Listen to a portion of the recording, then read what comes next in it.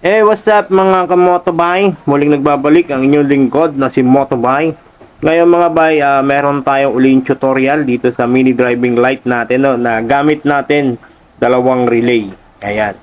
Nakikita nyo dalawang relay na yung ating ituturo ngayon kasi yung una nating vlog, isang relay lang ang ating ginamit. No? Saka mas medyo patrabaho ito kumpara doon sa isang relay lang, napaka basic lang nung gawin. Ito ay medyo mabusisi, no? Kaya ayan, unti-unti natin tong ipaliwanag sa inyo para once na mag-DIY kayo sa pagkakabit ng sarili nyong mini driving light sa inyong motor, meron na kayong idea paano mag-install ng mini driving light na merong dalawang relay, no? Ayan. So, umpisahan natin dito, no? Pasensyahan nyo na tong aking guhit. Itong ating diagram mabilisang ano lang to. So, umpisahan natin dito sa relay. Importante, alam natin yung tamang wiring ng ating relay. Ayan, kung bibili kayong relay, meron kayong makikitang number nun sa bawat likod nun, no, relay. Ayan na po yung mga number na yon. So, lagi natin tatandaan. Ang 30, ang number na 30, ayan. Ginuhitan ko na, sana kita nyo. So, kung nakikita nyo yan, yung number 30, yan yung wire na padirekta dito sa battery. Ayan. Importante, meron tayong fuse para mag-ground o magkaroon ng aberya ang ating wiring, hindi mag-ground, hindi masusunog, masisira lang yung fuse. No, ayan.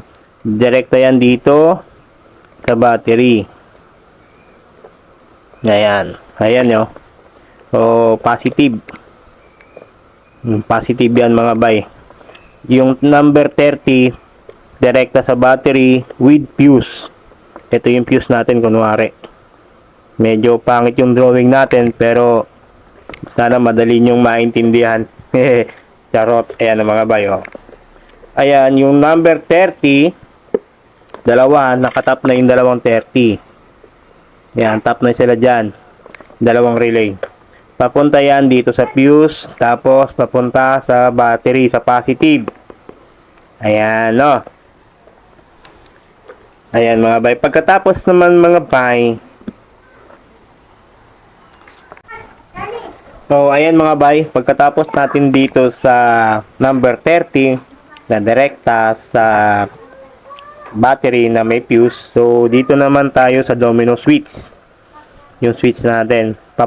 Etong common wire, ito, yung kulay blue, papunta naman ito dito sa ignition switch natin. Sa accessories wire.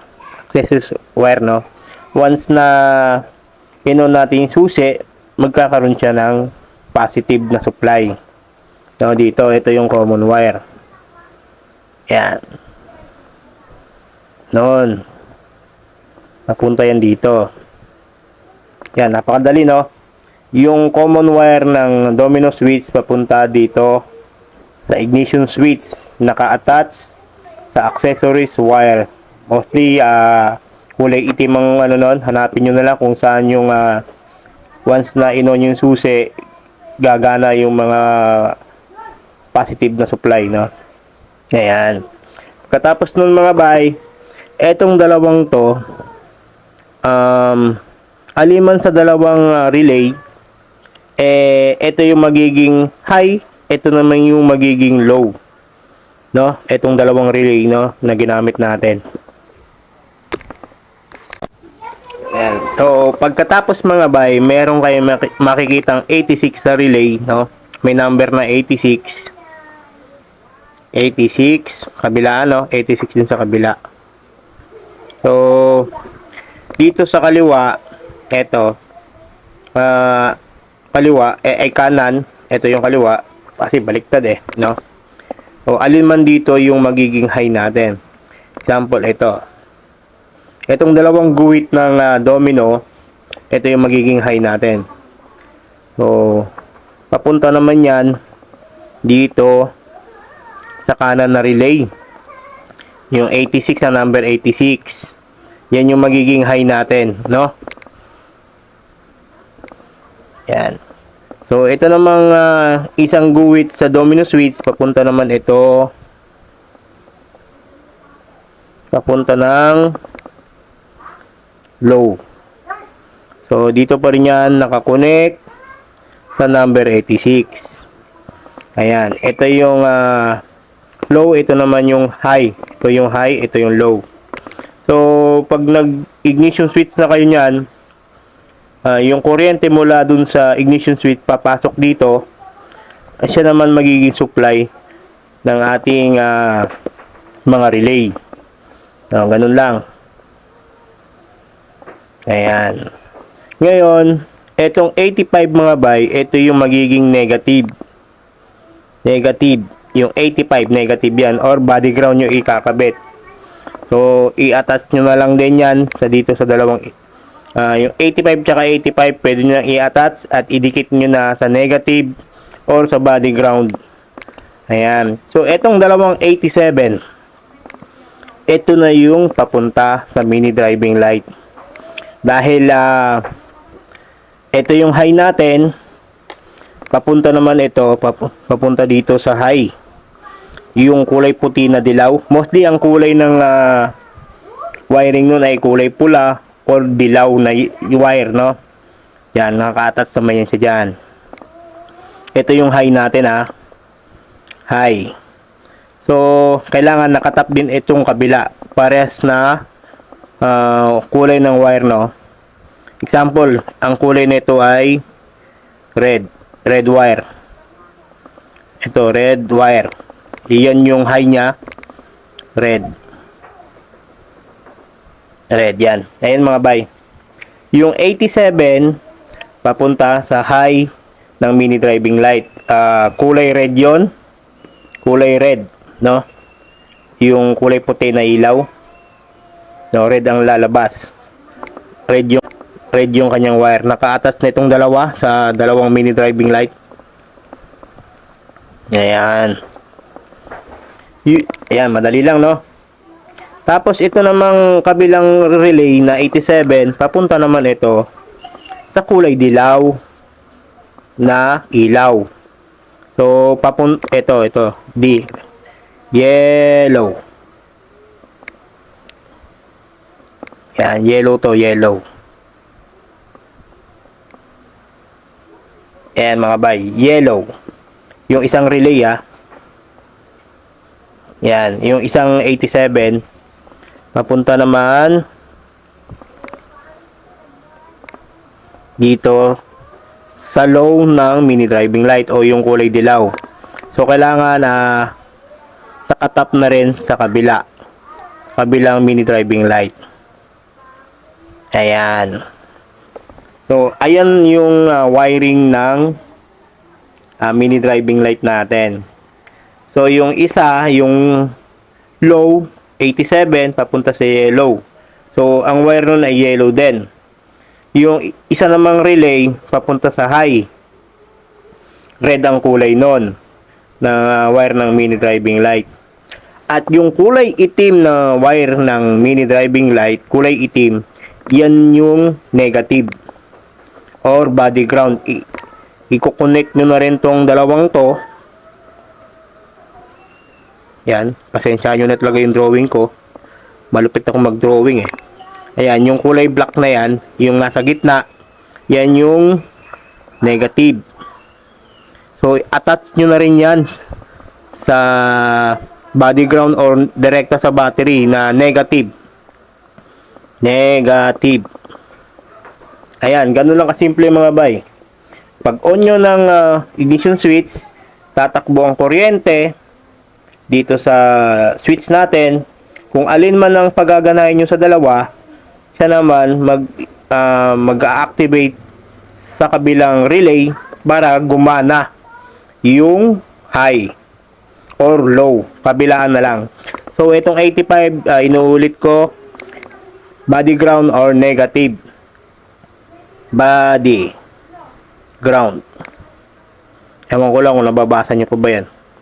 Ayan, yung 85 nakakonect na rin dyan. Yung dalawang 85 para mag body ground or negative. Pwede nyo na rin i-direkta sa battery. Pero para mas tipid kayo sa wire at mas malinis tignan, iwasan yung gumamit ng napakaraming wire. Pwede na yan sa body ground.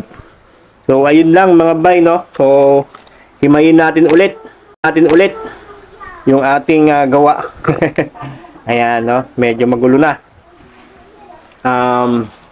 Ito yung dalawang relay natin. Ayan, 87, 87, 86, 30, 85. O, dalawa na yan, ha. Ayan. Yung 86 papunta sa switch natin, oh, yung sa domino switch papunta dun sa isang linya. So gamit kayo ng test light para mahanap ninyo yung kung saan nyo itatap yung high and low. Ayan. Tapos yung common wire o yung positive na magsusupply dito sa switch natin ay nagmula naman sa ignition switch or yung kulay blue. Halos kulay blue ang kulay nun. So bago kayo bumili ng mga switch at mini driving light at relay, ipatesting nyo muna, or yung switch niyo patest nyo muna kung gumagana para hindi kayo pabalik-balik sa tindahan, lalong-lalo na yung mini driving light dahil medyo mahal yon. Ayan, no? Balik tayo dito sa relay. Yung number 30 sa relay, direkta yan papunta sa battery, positive. Kailangan may fuse para maiwasan natin yung sunog or magdikit yung mga wiring or grounded. Yung fuse lang ang masisira, hindi madadamay yung ating relay at yung mini driving light at kung ano-ano pang etc. sa motor natin. Number 30, positive sa battery, direkta gamit ng fuse. Pagkasunod ng mga bay, yung domino switch nyo, hanapin nyo yung accessories wire papunta naman sa common wire, kulay blue, no? Ayan. Pagkatapos yung dalawang wire naman nun, yung high and low ng domino switch papunta naman dito sa number 86. Ito yung ating positive at yung sa kabilang relay naman 86 pa rin para sa high and low, no? Dalawang relay ang gamit natin. Ngayon yung 87 naman na mula sa isang guhit papunta naman yan sa low ng mini driving light. At yung isa pang relay nakakonect dito sa dalawang guhit papunta sa 86 pa rin. Ang labas niya sa 87 papunta naman dito sa red, yung high ng ating mini driving light. At yung kulay black ng mini driving light na kulay black na wire ay ito na yung magiging body ground or negative. So dikit nyo na lang sa katawan ng motor or pwedeng idirekta ninyo sa battery para walang palya yung ilaw, hindi kumukurap, hindi nag-aagaw.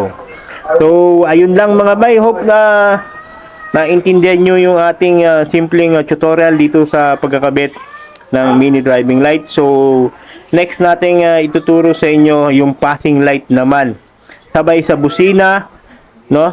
So paano natin yung gagawin kahit na hindi ka naka loud horn, pwede tayong maggawa ng passing light sabay sa busina, no? Yun ang next nating gagawin. At in the next pa, yung passing light naman na sabay sa headlight, no? So at yung mga iba pang switch at yung 4 wire ng mini driving light, yung mga bagong mini driving light na ngayon na maraming combination na ilaw, yun ang mga next nating gagawin. So ayun lang mga bay, hope nag-enjoy kayo dito at meron kayo natutunan dito sa ating simpleng tutorial paano magkabit ng mini driving light. So peace po sa inyo lahat. Ito nga pala si Motobike. Peace!